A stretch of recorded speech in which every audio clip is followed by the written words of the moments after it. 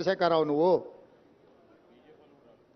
సరే ఇక ఆయన చీకటి మిత్రుడు బీజేపీ వాళ్ళు కూడా ఎవరు రాలే ఇప్పటివరకు కేసీఆర్ అవినీతి మీద గొప్ప గొప్ప మాటలు మాట్లాడిన కిషన్ రెడ్డి గారు వాళ్ళ ఎమ్మెల్యేలు రాకుండా అడ్డుకున్నాడు. మీరు పొత్తు పెట్టుకుంటే పొత్తు పెట్టుకోండి, ఎవరో అన్నారు. ఎన్ని రోజులు చీకట్లో పొత్తు పెట్టుకుంటారు? రాబోయే పార్లమెంట్ ఎన్నికలలో మీ పొత్తు సంగతి ప్రజలకు ఎట్లాగో చెప్పాల్సే వస్తుంది.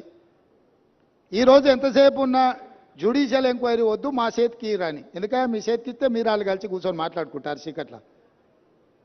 బీజేపీ వాళ్ళు వస్తారని మేము ఆశించినాం. ఎందుకంటే ఇంతకాలం కేసీఆర్ అవినీతి మీద సిబిఐ కేసులపై చెప్పారు, కేసీఆర్ అవినీతిని తేల్చాలి అని అన్నారు. మరి కేసీఆర్ అవినీతిని తేల్చే అవకాశం వస్తే బీజేపీ ఎమ్మెల్యేలు ఎందుకు రాలేదు?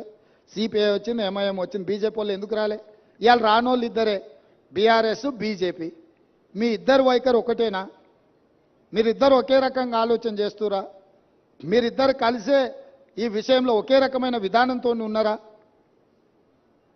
ఈరోజు బీజేపీ ఇది ప్రభుత్వ అధికారిక కార్యక్రమం, శాసనసభలో స్పీకర్ అనుమతితో ఏర్పాటు చేసిన కార్యక్రమం. ఇది కాంగ్రెస్ పార్టీ కార్యక్రమం కాదు.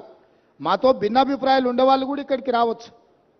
మా అభిప్రాయాలతో ఏకీభవించే వాళ్ళనే పిలవలే మేము. మా అభిప్రాయాలతో విభేదించే వాళ్ళని కూడా వాస్తవాలను చూడడానికి ఈరోజు ఇక్కడికి ఆహ్వానించినాము. కాబట్టి ఇప్పటికైనా బీజేపీ తమ వైఖరిని స్పష్టం చేయాలి. మీరు చంద్రశేఖరరావు గారి అవినీతిని కాపాడడానికి ఏమైనా ప్రయత్నం చేస్తారా?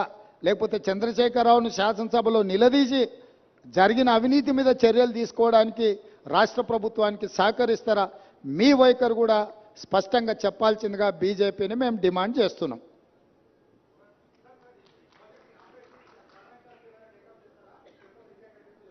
రాహుల్ గారు ఈ